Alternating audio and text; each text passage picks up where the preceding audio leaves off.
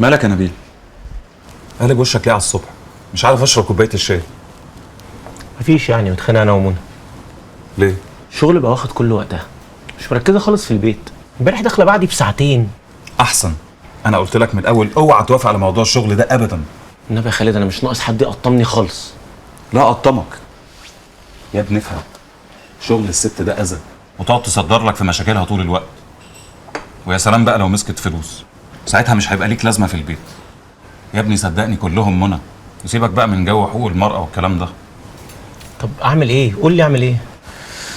لا الحاجات دي بتتحسن من بدري بصراحة. يعني أنا مثلا من أول يوم منع سعاد من الشغل نهائي. وافقت؟ دي طيبه بقى.